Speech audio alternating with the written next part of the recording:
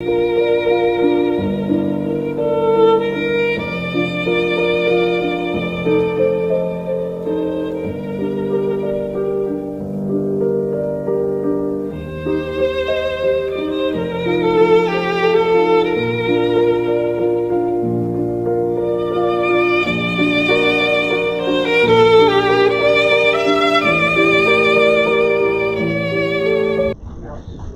noite a todos. Não foge não, moça.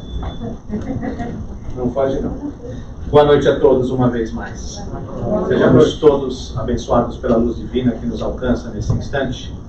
E que nós todos também possamos ser abençoados porque numa sexta-feira à noite decidimos deixar os nossos interesses da terra ou mundanos um pouco de lado e pudéssemos vir aqui nos dedicar ao nosso crescimento e ao nosso aperfeiçoamento espiritual. Que todos nós possamos sair daqui na noite de hoje muito melhores do que quando nós chegamos. Muito melhores mesmo, nós ficamos e nós temos a oportunidade de nos tornarmos quando nós dedicamos algumas horas e alguns momentos para o nosso estudo. Seja da forma como ele aparece ou como a oportunidade aparece para todos nós. O tema dessa noite, ele me foi, digamos assim, eu tive a inspiração, tive a ideia de trazer esse conceito, essa ideia, assistindo a um dos seminários que a Federação Espírita da Flórida nos proporciona todos os anos. Todos os anos, no mês de março, a Federação Espírita da Flórida reunia em Miami palestrantes do Brasil e aqui dos Estados Unidos para fazerem os seus seminários. Com a questão da pandemia, os dois últimos foram feitos online, via internet. E esse último mês de março, próximo passado, foi o 10º seminário que a Federação Espírita da Flórida proporcionou, com palestrantes renomados de diversos gabaritos. E o tema deste ano foi: o que o Espiritismo pode fazer por nós? E assistindo a essas palestras, assistindo a esses seminários, eu tive a oportunidade de ouvir e de assistir uma das palestras do Simão Pedro, que o tema era esse mesmo: conhece-te a ti mesmo. Então, eu estou tentando trazer aqui, porque eu jamais teria a capacidade sequer de copiar aquilo que o Simão Pedro falou. Então, eu estou trazendo aqui apenas algumas ideias e alguns conceitos que ele trouxe nessa palestra, mas que marcaram muito a mim, me chamaram muito a minha atenção, e me trouxe alguns conhecimentos e algumas ideias que eu não havia pensado e não havia refletido no tema dessa forma. Então eu achei que as palavras do Simão foram muito propícias a esse tema, e eu achei que era importante a gente lembrar. Uma outra coisa que eu gostaria de compartilhar com todos. Nós não estamos aqui, todas as pessoas que vêm e se utilizam desse púlpito, se utilizam desse palco, nós não estamos aqui para dar lições ou palestras como especialistas em espiritismo ou como se nós soubéssemos todos. Todos nós que participamos de alguma forma dos trabalhos da casa, somos aprendizes dessa doutrina maravilhosa.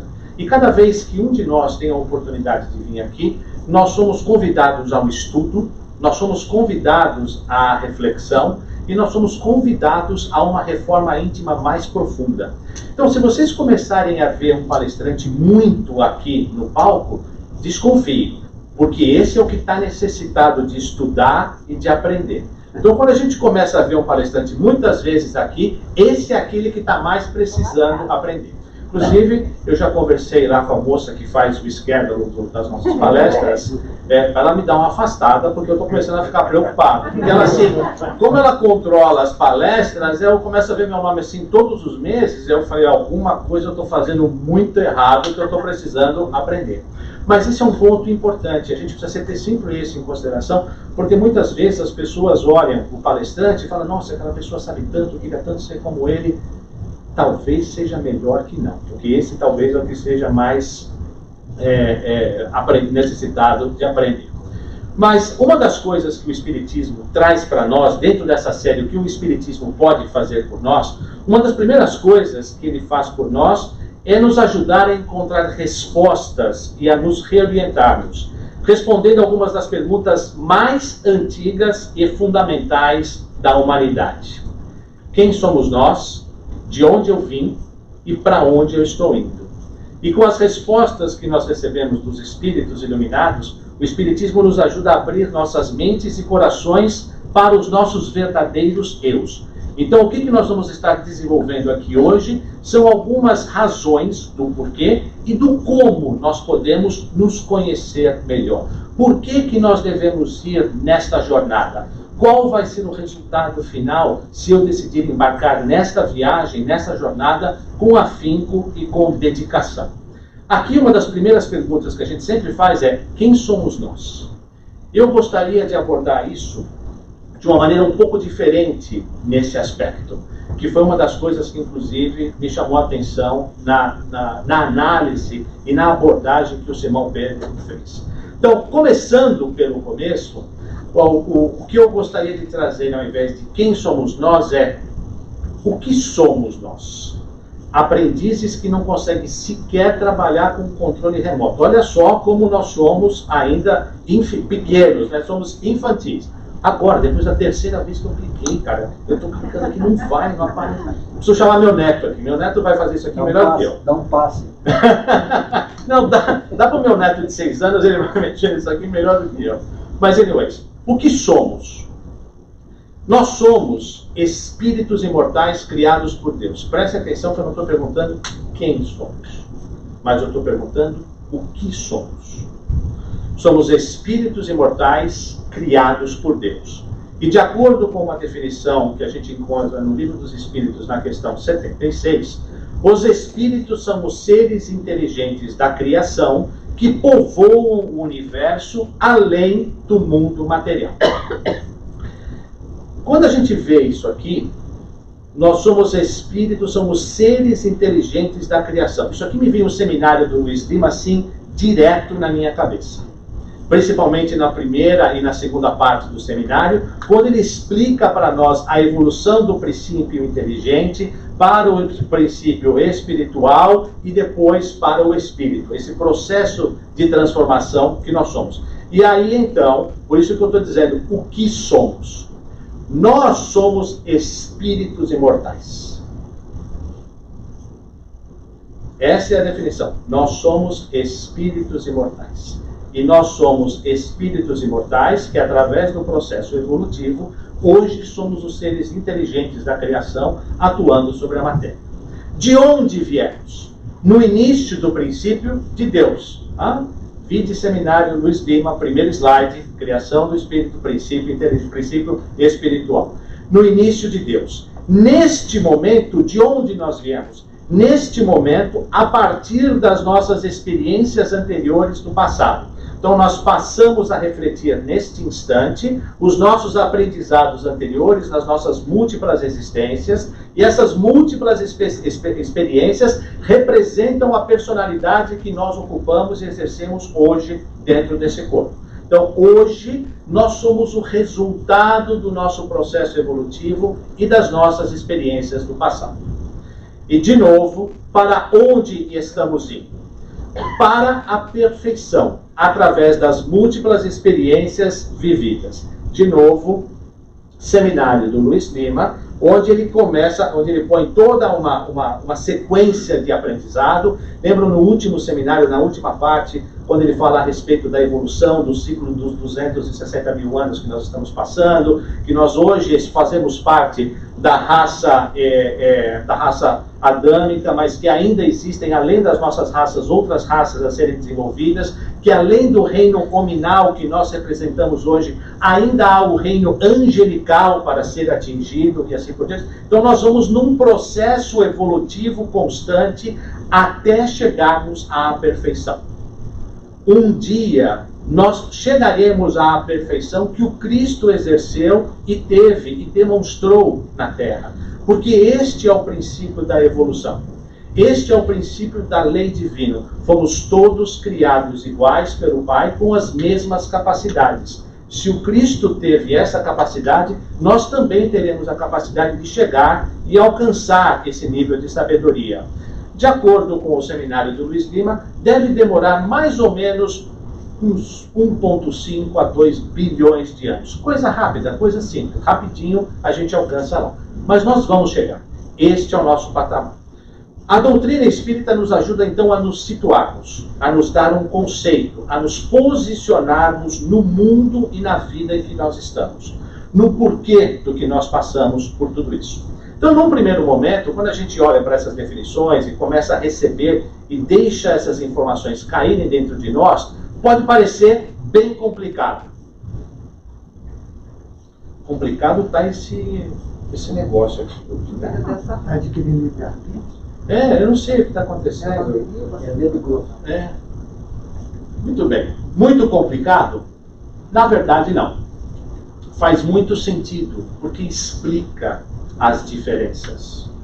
Nós explicamos as nossas diferenças, que cada um de nós hoje somos o resultado das nossas experiências do passado, explica as diferenças que existem entre nós, entre personalidades e entre oportunidades de cada um.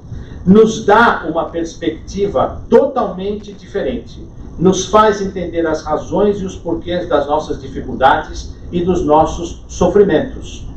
E ainda nos põe a seguinte questão: e agora? Depois que nós aprendemos essas coisas, depois que nós temos essa sequência de conhecimentos colocados na nossa mente, nós somos colocados a questão: bom, você sabe quem você é, você sabe de onde veio, você sabe para onde você está indo. Você entende claramente as diferenças e as divergências, você entende as oportunidades diferentes a que cada um de nós somos colocados, como experiências em que nós somos testados e adquirindo as experiências que nos vão levar adiante. Quando nós nos colocamos diante de todos esses quadros, de todas essas informações, vem a grande pergunta: e agora? Quando nós sabemos disso, nos coloca no controle da nossa jornada. Nos colocar no controle, você pode traduzir por um termo muito em moda hoje em dia, que é o chamado empowerment. Você sabe quem você é. Você sabe o que você é. Você sabe como você chegou até aqui. Você sabe o que te aguarda no futuro. Se você sabe o que você é, como você chegou aqui e o que te aguarda no futuro, isso te coloca no controle da tua vida. Porque você vai aprendendo das experiências que nós temos do passado, nas situações vividas no dia de hoje, e com aquilo que se espera de nós no alcance da perfeição no futuro, nós estamos no controle das nossas vidas. A gente deixa, digamos assim, de deixar as nossas vidas seguirem aquilo que o destino nos traz. Porque no fundo, o destino é criado por nós mesmos.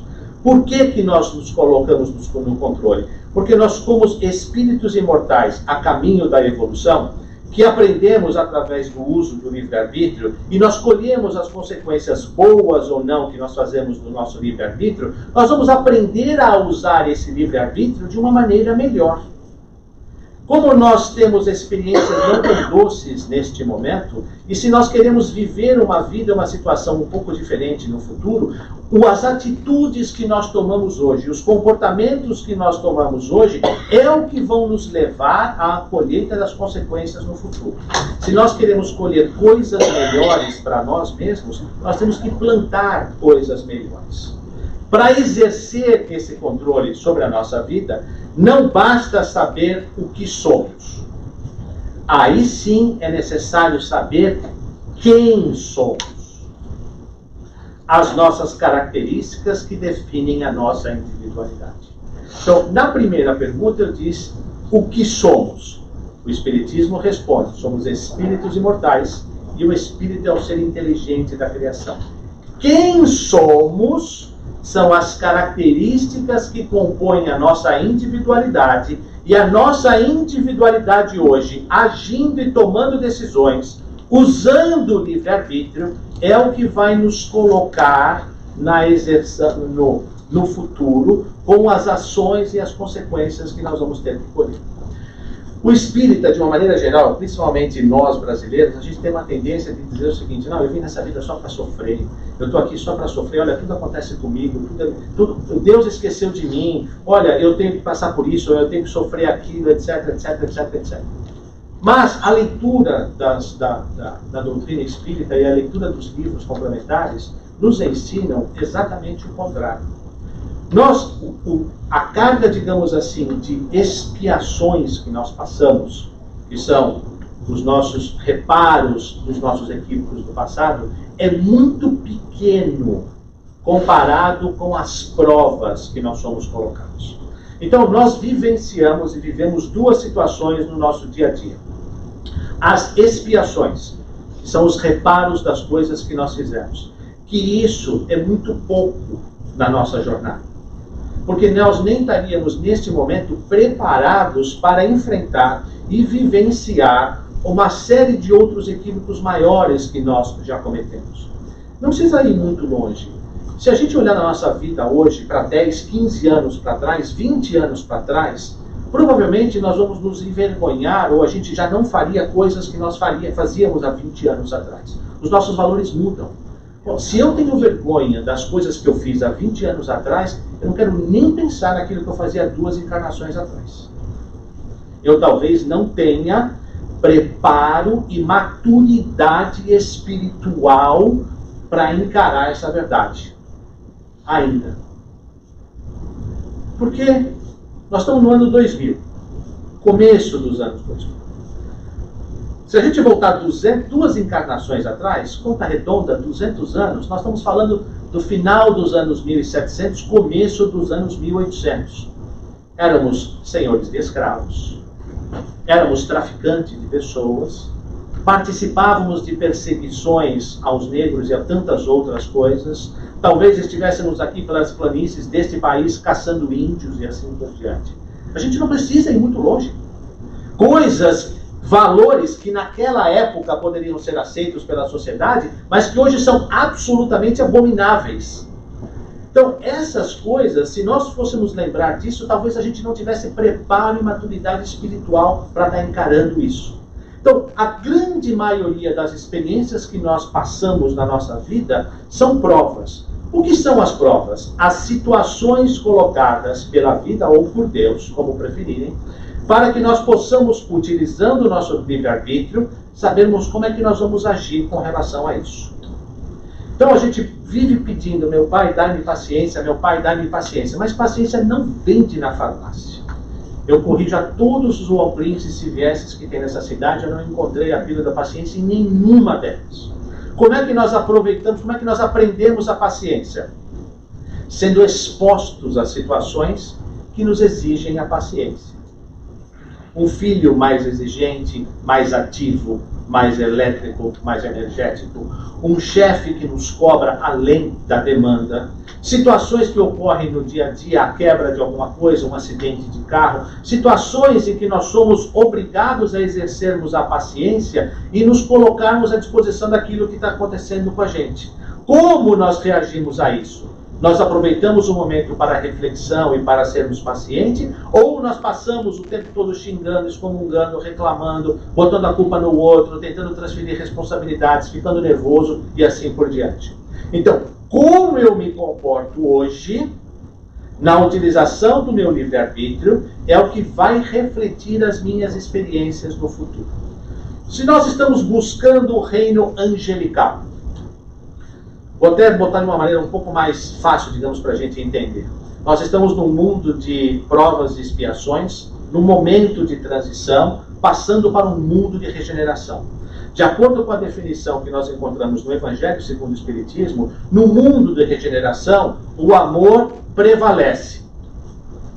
Eu não disse o amor domina, o amor prevalece. Então, se o amor prevalece, nós ainda vamos ter uma carga ou uma dose de equívocos do mal ainda existindo e assim por diante. Mas se o amor prevalece, para que o amor prevaleça, nós precisamos exercer os comportamentos e as posturas do amor. Paciência, resignação, tolerância, entendimento, amizade, caridade, empatia, todas essas coisas que definem a caridade.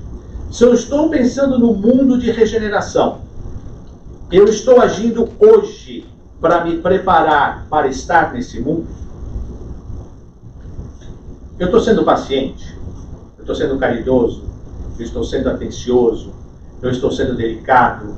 Eu estou sendo puro de coração e de intenções? Eu estou dedicando o melhor que eu posso no trato com as pessoas? Porque são essas posturas, definidas até pela questão 889 do Livro dos Espíritos, o que seja a caridade de acordo definido pelo Cristo, né, que é tolerância, resignação e perdão das ofensas. Se nós estamos agindo desta forma, se nós estamos colocando o amor em prática, então sim, eu estou me preparando e me candidatando para o mundo de regeneração. Se eu não estou, então talvez eu tenha aqui uma oportunidade de mudar o meu comportamento e minha postura por agora. Isso nos coloca no controle da nossa jornada.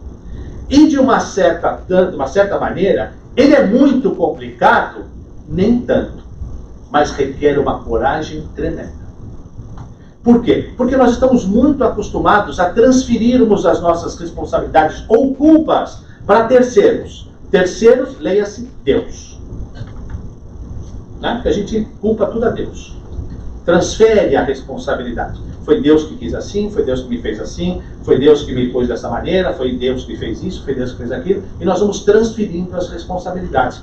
Mas, conforme a doutrina espírita pode fazer por nós, nos orientando o que somos, para onde vamos, e o que nós precisamos fazer para chegarmos nesse reino angelical, para que nós possamos fazer parte do mundo de regeneração, ele também nos coloca o controle da nossa vida na nossa mão.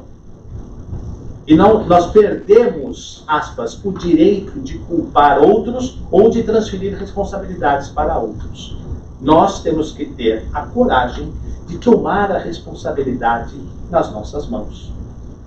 No mundo de hoje, nós estamos muito mais conectados com o externo do que com o interno.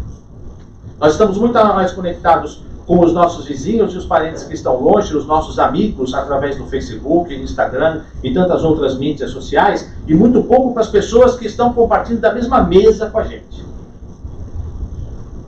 Quantas e quantas vezes nós não vemos famílias que se conversam por WhatsApp na mesa de jantar? E se você tirar o telefone de toda a família, não estou dizendo só dos adolescentes, se você tirar o telefone de todo mundo, é capaz das pessoas não saberem o que falariam uma para as outras, porque perderam o hábito de fazer isso. Então nós estamos muito mais conectados com o externo do que com o interno. Nós estamos estimulando e ansiando muito mais pela aprovação externa, mas nós esquecemos a nossa melhora interna. Por quê? Porque nós estamos acostumados a transferir as nossas responsabilidades e as culpas para outras pessoas. Nós vamos para fora porque nós temos medo do que nós vamos encontrar dentro de nós mesmos. Porque no fundo, no nosso subconsciente, nós sabemos e conhecemos quem nós somos. Nós conhecemos os nossos defeitos. Mas quem é que gosta de ter os seus defeitos apontados? Se a gente já não gosta de ter os nossos defeitos apontados, imagina nós mesmos encararmos os nossos defeitos e as nossas deficiências por nossa própria conta. Então nós vamos muito mais buscando as coisas fora da gente do que dentro de nós, porque nós temos medo daquilo que nós vamos encontrar dentro de nós mesmos. A solução: marcarmos mais encontro conosco mesmo e menos com os outros, menos com o fora, menos com o externo. Estimular a reflexão, controlar a ação que o mundo pede hoje. Porque hoje nós estamos nesse negócio de tudo é go. A gente está sempre numa correria muito grande, nós estamos sempre atrasados, sempre com coisa para fazer, sempre com coisas que está pendente, que nós vamos tocar, olhar, ver, tocar, olhar o celular, cuidar da responder aquela mensagem, olhar o seu e-mail, cuidar das suas atividades, cuidar do seu trabalho, cuidar de filho, e assim vai. A nossa vida é uma interna correria. E quando é que sobra tempo para nós mesmos, para a nossa reflexão? O Dr. Alberto Almeida, que foi um dos participantes desse seminário da Flórida, mas numa outra conferência, num outro trabalho, ele fez um estudo sobre o autoconhecimento que está na FEB TV. O Geraldo Campetti, que é um dos vice-presidentes da Federação Espírita da Flórida, tem um programa na FEB TV, em que ele entrevista palestrantes, pessoas conhecidas do meio espírita, para que possam trazer inputs, ideias, esclarecimentos, etc. E o Dr. Alberto Almeida, ele é um terapeuta e é médico, ele tem uma clínica de atendimento em Belém do Pará, Além disso, também é presidente da Associação Médica Espírita do Estado do Pará e é uma pessoa bastante respeitada no meio espírita. E é psiquiatra também. Então, o Dr. Alberto Almeida tem base para falar o que ele falou nessa entrevista. Se alguém tiver curiosidade, o programa, esqueci o nome do programa agora, mas é tocado pelo Geraldo Campetti, está na FEB TV. A FEB TV tem um canal no YouTube. O Dr. Alberto Almeida falou uma coisa que eu achei assim fantástico.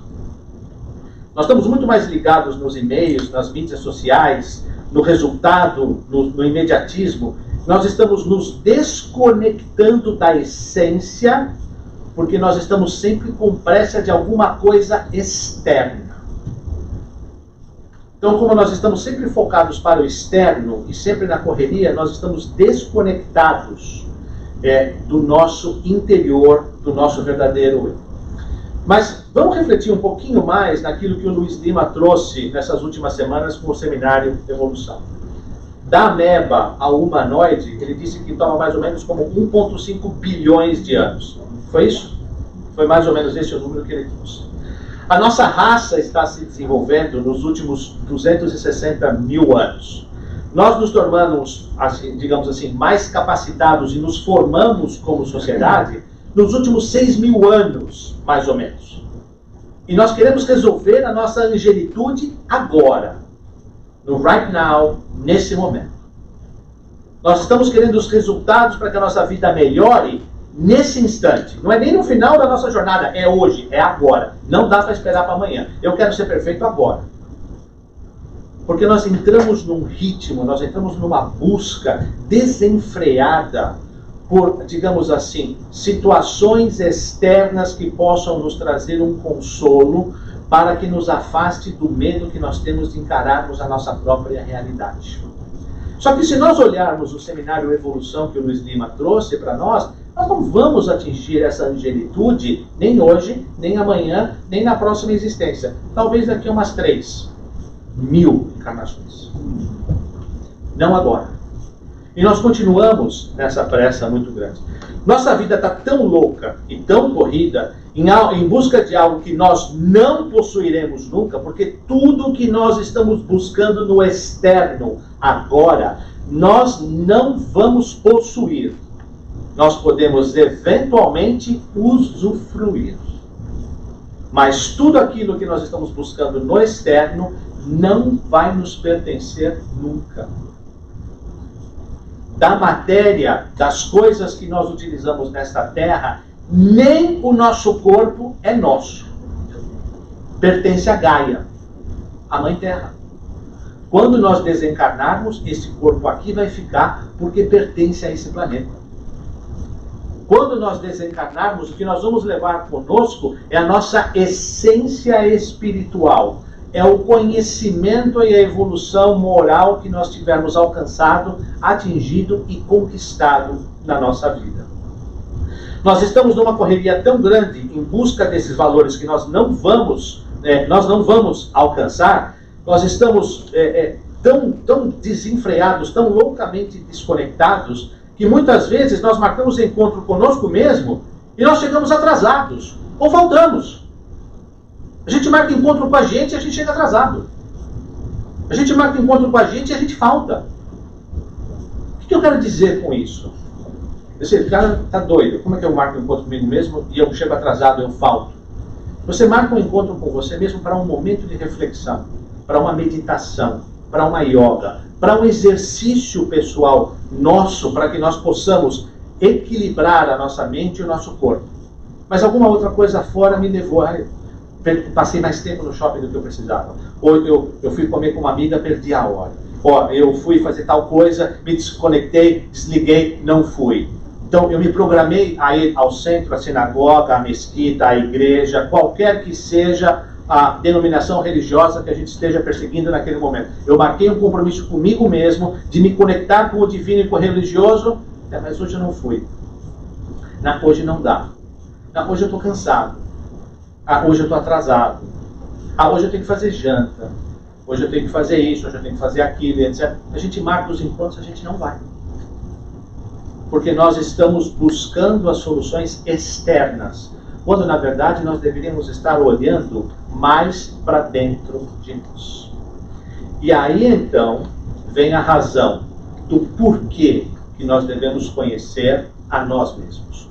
Quais são as razões e os motivos que me levam, me induzem e me indicam que eu tenha um conhecimento de quem eu sou, das minhas características individuais, do meu comportamento, de minha postura, para que eu possa facilitar o meu trabalho de reconexão comigo mesmo. No livro dos Espíritos, na parte 3, Perfeição Moral, num subtítulo chamado Autoconhecimento. Na verdade é o capítulo 12 da terceira parte do livro dos Espíritos, que chama-se Perfeição Moral. Aí nós temos a famosa pergunta 919. Qual o meio prático mais eficaz para se melhorar nesta vida e resistir aos arrastamentos do mal? E um sábio da antiguidade nos disse: conhece-te a ti mesmo. E esta frase é de Santo Agostinho. E aí Santo Agostinho tem aqui mais um monte de coisa que a gente já vai ver. Mas antes da gente seguir adiante, alguns pontos aqui. Kardec era um educador, cientista, que adorava e sabia fazer perguntas, porque ele queria levar o conhecimento e aprofundar o conhecimento através das perguntas que ele fazia. Então, uma das coisas também que o Espiritismo traz de mais relevante para todos nós, que é uma das coisas da série o que o Espiritismo pode fazer por nós, o Espiritismo é uma coisa prática. O que nós aprendemos hoje, que vemos hoje, nós podemos colocar em prática, em ação, quando a gente sai da casa. Antes de chegar na nossa casa, nós já aprendemos alguma coisa. É uma doutrina, é uma filosofia prática, que nos ensina valores, posturas e comportamentos que nós podemos colocar em uso e em prática no mesmo instante. E aqui Kardec pergunta: qual é o meio prático? Eu não quero saber da teoria, do que você acha, do porquê disso, daquilo. Qual é o meio mais prático para que nós possamos melhorar nesta vida? Coisas práticas, quais são as atitudes que eu posso ter? Quais são os gestos que eu posso fazer para que eu possa melhorar nessa vida e, além do mais, resistir aos arrastamentos do mal? E aí, então, Santo Agostinho responde: um sábio da antiguidade vos disse, conhece-te a ti mesmo. Essa frase é geralmente atribuída a Sócrates, mas também existem correntes que dizem que esta frase estava na entrada do templo de Delfos, na Grécia, que era um templo dedicado a Apolo, e que Sócrates simplesmente deu conhecimento a essa frase, porque a partir desta frase, conhece-te a ti mesmo, Sócrates dizia aos seus discípulos: a única coisa que eu conheço e a única coisa que eu sei é que eu nada sei. Ele admitia então a sua ignorância para muitos outros valores superiores à capacidade de entendimento que ele tinha naquele momento. Mas o ponto aqui não é só esse. Joana de Ângeles, no livro Plenitude, diz que o autoconhecimento coopera para que se possa discernir em torno do que é útil ou supérfluo, indispensável ou secundário à vida feliz. E aqui então nós começamos a aprender, quando nós conhecemos a nós mesmos, nós aprendemos a diferenciar o que é importante e o que não é importante. O que vai me levar adiante na minha vida espiritual, na minha vida real, e o que vai me deixar para trás neste momento. O autoconhecimento é importante porque vai nos dar a linha de trabalho que nós precisamos melhorar dentro de nós mesmos. E aí Joana de Ângeles, dentro da sua obra, dentro dos seus livros, tem uma série de autodefinições bastante grande. Esse é um livro de estudo chamado Elucidações Psicológicas à Luz do Espiritismo. É um compêndio, feito até pelo Geraldo Campetti também, de algumas definições e coisas que a gente encontra na obra de Joana de Ângeles. Tem uma outra frase dela aqui, a autoconsciência ou autoconhecimento é responsável pelo processo de mais fácil evolução do pensamento e das realizações humanas, porque faculta entender os significados psicológicos existenciais e os mecanismos que devem ser utilizados a fim de serem logrados. Essa frase aqui diz o seguinte: conhece-te a ti mesmo, que você vai conhecer os gatilhos que te levam a tomar esta ou aquela atitude. E aí você conhecendo os seus gatilhos, você consegue controlar os seus impulsos. E os impulsos nada mais são do que uma reflexão dos nossos instintos. E quando nós controlamos os nossos instintos, como a gente vai ver um pouco mais adiante, normalmente a gente pensa e age melhor. Mas, como Kardec era muito esperto, essa pergunta ou essa resposta de Santo Agostinho não lhe satisfez. E aí então, nós vamos entender o como. Como que nós devemos fazer esse processo? E aí Kardec pergunta, que na continuidade da pergunta 919, admitimos plenamente a sabedoria desse ditado, conhece-te a ti mesmo. Mas o autoconhecimento é precisamente o que é mais difícil de se alcançar. Como podemos adquirir? E aí então, eu não vou entrar na resposta toda de Santo Agostinho, senão a gente vamos sair daqui mais ou menos na terça-feira, e na terça-feira já começam os cursos e tudo mais, então a gente não dá para ficar aqui até terça. Mas são 2 páginas a resposta de Santo Agostinho. O que eu fiz dessa resposta dele, eu extraí alguns dos principais pontos para que a gente pudesse refletir em cima desse tema. Então, como nós podemos adquirir esse autoconhecimento? Bom, a primeira parte desse processo é fazendo perguntas a nós mesmos. Então, hoje, eu fiz alguma coisa que eu pudesse ter magoado alguém? E a resposta de Santo Agostinho, ele diz o seguinte, olha, fazei como eu fazia enquanto estava encarnado na Terra, ao final de cada dia, refletia sobre as minhas atitudes e me perguntava se eu poderia acreditar. Aí vai toda a resposta dele. Então, isso é uma atitude, uma atividade diária, que nós podemos fazer ao final do nosso dia, antes de nós nos recolhermos, porque em 5 ou 10 minutos de uma avaliação que a gente faz, nós conseguimos pegar atitudes, gestos, comportamentos, posturas, frases, palavras, atitudes corporais, em que nós expressamos o nosso verdadeiro sentimento e aquilo que nós estamos sentindo no momento em que nós fizemos as coisas. Então, eu fiz alguma coisa que pudesse ter magoado alguém, mesmo que tenha sido intencional. Então a gente repassa o dia, eu comecei e fiz isso, poxa, minha mulher pediu para eu fazer isso, eu não dei atenção, não prestei atenção, não escutei, será que ela ficou magoada? Então talvez eu tenha que ser mais atencioso, e assim por diante. A gente começa a pesquisar. Ou eu fiz alguma coisa de propósito para magoar alguém? O que me levou a fazer isso? Hoje, eu fiz tudo que estava ao meu alcance para ajudar, apoiar alguém necessitado? Ou eu vi alguma pessoa precisando de alguma ajuda e passei adiante? Não ofereci. Estava com muita pressa e corri adiante. Ou, não, eu só fiz isso rapidamente porque eu tinha os outros interesses, aquilo estava me atrapalhando e eu não fiz tudo aquilo que eu podia. Hoje, com que intuito eu fiz isso ou aquilo? Eu tomei esta atitude, eu fiz isto porque eu estava com o intuito de ajudar alguém, de contribuir, de colaborar, ou eu fiz isso porque eu ia me sobressair e aparecer bem perante o meu chefe, então por isso que eu fiz dessa maneira, porque eu poderia estar me vangloriando ou recebendo alguns pontos a mais perante as pessoas que estão no meu trabalho junto comigo e etc.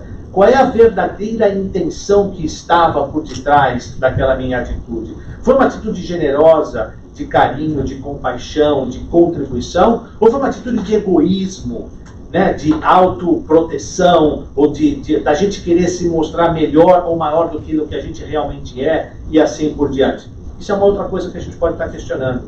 Eu fiz alguma coisa que eu censuraria se fosse feito por outra pessoa? Nossa, fulano fez isso, não, eu jamais faria isso. Aí, na mesma hora, a gente ia pego fazendo a mesma coisa que o fulano estava fazendo, e que a gente dizia, não, eu nunca faria igual. Né? Eu fiz alguma coisa que eu censuraria se fosse feito por outra pessoa?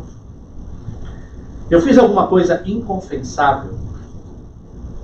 Uma vez eu escutei uma pessoa dizendo o seguinte, olha, tudo aquilo que você vai fazer, se pode ser colocado na primeira página do New York Times, vá tranquilo, você está com a consciência tranquila. Se aquilo que você vai fazer não puder ser colocado na primeira página do jornal, não faça. Se você vai ter vergonha de, se alguém souber, se isso for espalhado aos 4 ventos, não faça. Porque a nossa própria vergonha né? O nosso próprio medo de ser descoberto já é um indício que nós estamos fazendo coisa errada. Então, se é alguma coisa que é inconfessável, que não pode ser descoberto por outro, não faça. Então, essas perguntas nos ajudam a conhecer a nossa personalidade e os pontos em que nós temos que melhorar. Além de nós fazermos perguntas a nós mesmos, nós podemos fazer pergunta aos nossos amigos e inimigos. É importante ter uma perspectiva externa sobre nós mesmos, principalmente dos nossos inimigos. Esses vão dizer a verdade na lata, nua e crua, assim, do jeito que a pessoa gostaria de dizer. Ele não vai ter papas na língua, não vai dourar a pílula, vai dizer aquilo que tem vontade.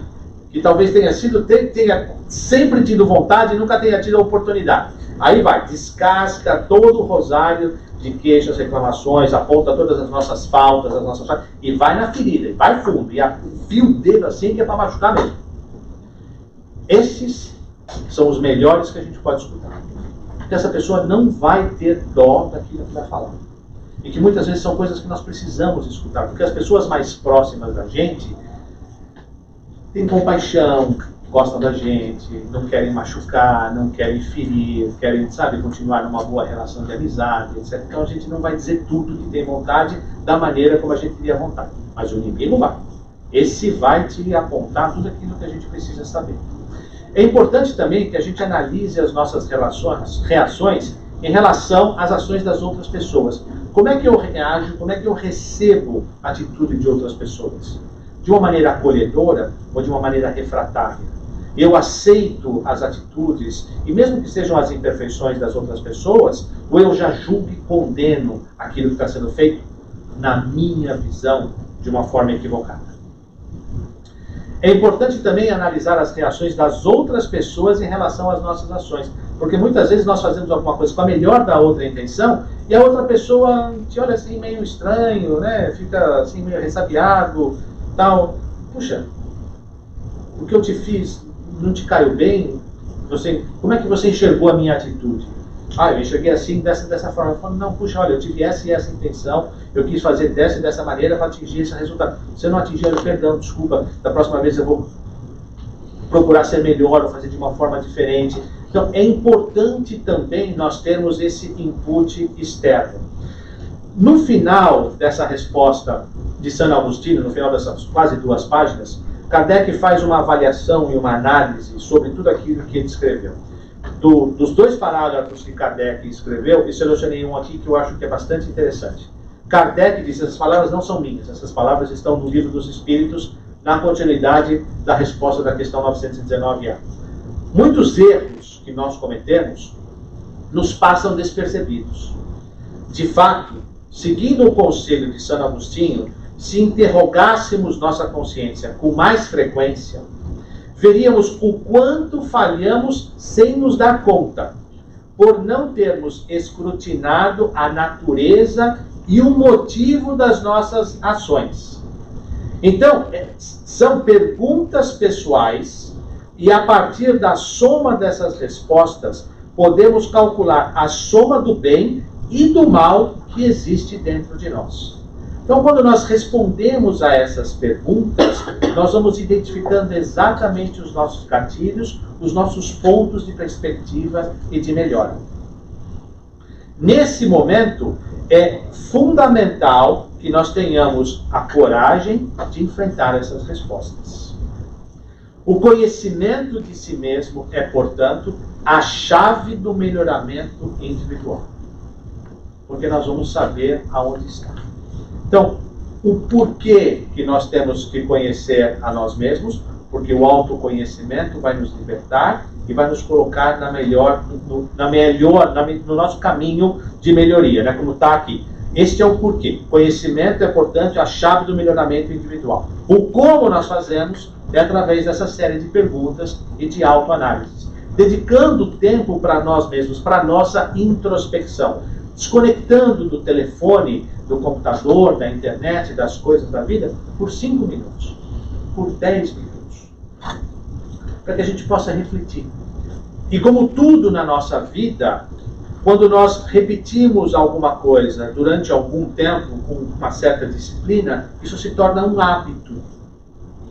E depois que isso se torna um hábito, nós vamos ter o hábito sempre de estarmos questionando os nossos valores e os nossos comportamentos, para que a gente possa estar sempre em busca de um resultado ou de alguma coisa melhor. Quais são as consequências e os resultados desse trabalho? Porque não adianta simplesmente a gente falar, ó, por que eu tenho que fazer isso e como é que eu faço isso? Bom, what's there for me? Se eu fizer tudo isso, o que eu vou receber? O que eu vou conquistar? Como é que eu vou sair disso melhor?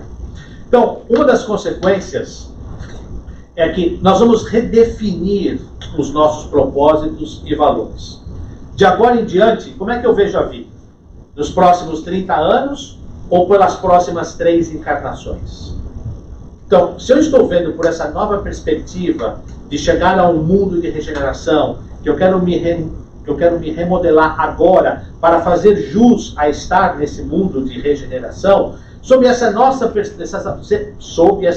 perspectiva, isto é realmente importante? Isto é realmente importante? Sobre esta nova perspectiva, o que é realmente importante? Então, nós começamos a ter discernimento, ou somos preparados para termos um discernimento melhor sobre aquilo que é mais adequado para nós ou não. Então, quando a gente redefine esses propósitos e esses valores, nós estamos abertos às mudanças. Por quê? Se eu quero resultados diferentes, eu tenho que fazer as coisas de uma maneira diferente. Porque a definição de insanidade é continuar fazendo as coisas sempre iguais e esperar um resultado diferente. Não vai dar certo. Se a gente quer coisas diferentes, nós temos que fazer de maneiras diferentes ou fazer coisas diferentes. Então, se eu quero ser melhor, e talvez tudo aquilo que eu tenha feito até agora não me levou a um resultado melhor, eu tenho que fazer coisas diferentes. Então, essa nova perspectiva nos vai abrir a cabeça e nós vamos entender que a mudança é necessária, que a reavaliação do nosso auto-eu, da nossa auto-personalidade, ela é fundamental para que a gente possa se candidatar a fazer parte de um mundo melhor adiante. Porque não tenhamos dúvida que no mundo de regeneração, o amor prevalecendo, nós vamos ser levados a esse mundo de regeneração se o amor prevalecer dentro de nós.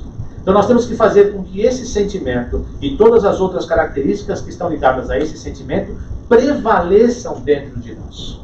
Se nós mudamos, isso vai nos levar a uma maturidade mental.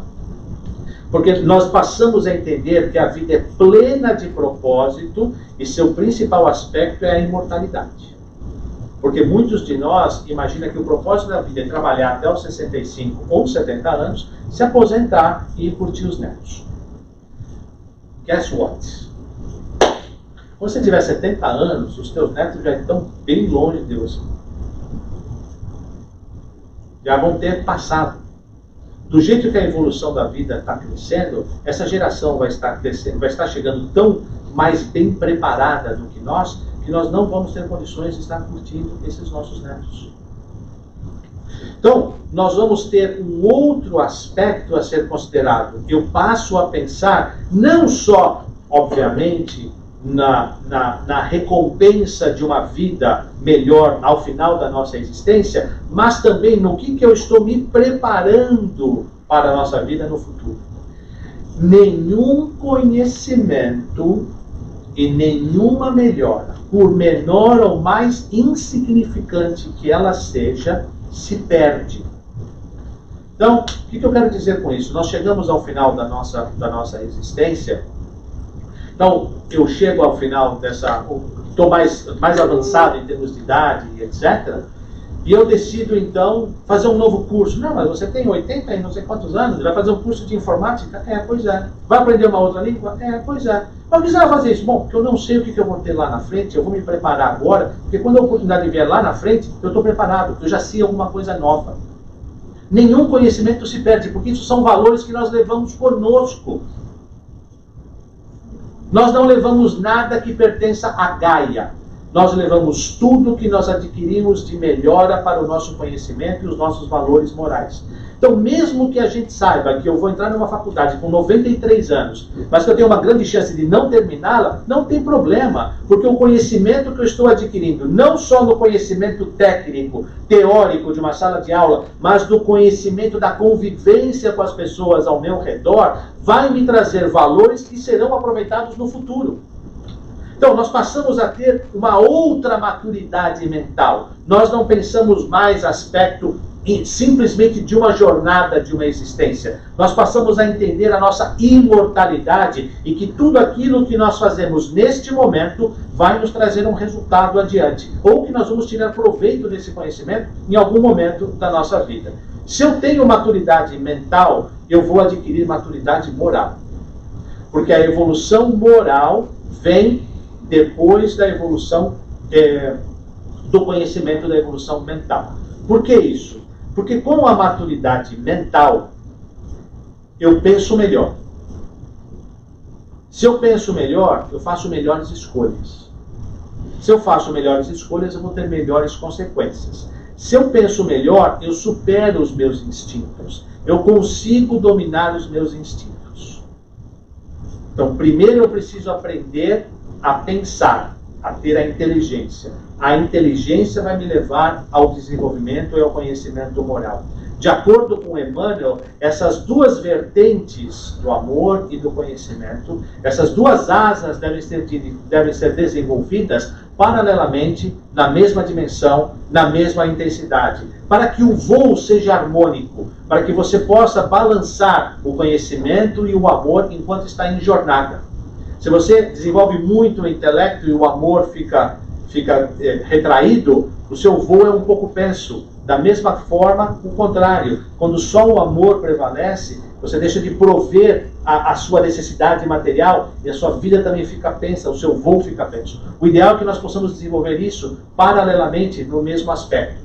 Mas para que nós possamos chegar nesse desenvolvimento, nessa capacidade moral, nós precisamos desenvolver nosso intelecto. Nós precisamos fazer o processo do autoconhecimento para que nós possamos chegar nisso. Se eu penso melhor, se eu faço melhores escolhas, se eu tenho procurando colher melhores consequências, se eu domino os meus instintos, eu retomo o controle da minha vida. Eu dominei os meus instintos. Eles já não são mais reacionários, eles são proativos. Os meus sentimentos passam a ser proativos em termos de ajudar e acolher ao próximo. Eu não espero que o próximo venha até mim. Eu vou até o próximo. Porque eu sou o exemplo, a vivência da sabedoria e da luz divina dentro de nós. E se nós somos seguidores do Cristo, nós vamos em prol, em busca do próximo para acolhê-lo. Se eu consigo pensar dessa maneira, na proatividade do meu acolhimento, e eu consigo também pensar melhor e plantar melhor a minha semente, eu consigo ter o controle da minha vida. Eu consigo determinar melhor o que eu vou ter adiante. E aí então, nós retomamos a responsabilidade da nossa jornada. É difícil? Não, mas requer coragem. Quando nós deixamos de agir por instinto, nós agimos com a razão e com o pensamento, nós passamos a controlar as nossas atitudes. Considerações finais, antes que a dona Iris me ponha para correr daqui. Nossa, já me olhou aqui, já bateu no relógio. A Irene não está, mas a dona Iris está. Já bateu no relógio 3 vezes. Ó, vamos. Ela nem tem relógio. Quando a Irene não está aqui, ela passa um patente ali para a dona Iris. Então, antes que a dona Iris me ponha para correr, as considerações finais que eu gostaria de deixar como reflexões para que nós possamos pensar. O Espiritismo responde às perguntas mais fundamentais da humanidade. O Espiritismo responde o que somos. Nós respondemos quem nós somos. O Espiritismo nos ajuda a entender o nosso propósito nessa vida. O aprendizado, o controle de nós mesmos, as melhores atitudes, as consequências melhores que nós vamos colher. O autoconhecimento nos traz o entendimento que os nossos maiores desafios, quais são os nossos maiores desafios e oportunidades de crescimento, o que nós precisamos fazer para alcançar a evolução moral e espiritual, e em última análise, traz a harmonia entre os sentimentos, os desejos e as realizações. Sabemos o que fazer, pois sabemos o que é mais importante.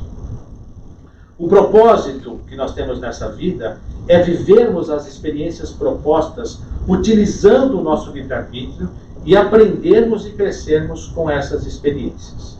E esse autoconhecimento vai nos mostrar os pontos principais a melhorar em nosso comportamento. Quando nós temos isso, o Espiritismo pode contribuir com a nossa jornada no processo do entendimento do que estamos fazendo aqui e como tirar o melhor proveito dessa jornada. Explica de uma maneira racional que tudo tem um propósito, que as nossas dificuldades não são castigos de Deus. Não é porque eu fui muito ruim na outra vida. Que as nossas dificuldades, no momento de evolução, no estágio evolutivo que nós estamos hoje, são as ferramentas divinas para o despertar e para que Deus possa testar as nossas reações perante as dificuldades. As dificuldades são ainda necessárias para que nós possamos botar uso da paciência, da tolerância, do entendimento.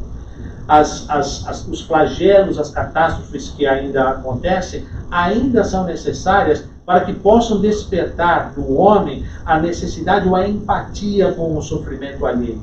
Um dia esse sentimento de empatia com o sofrimento alheio vai ser espontâneo, vai ser natural dentro de nós. Mas ainda nós precisamos ser, digamos assim, estimulados a desenvolvermos e a praticarmos essa empatia perante o próximo.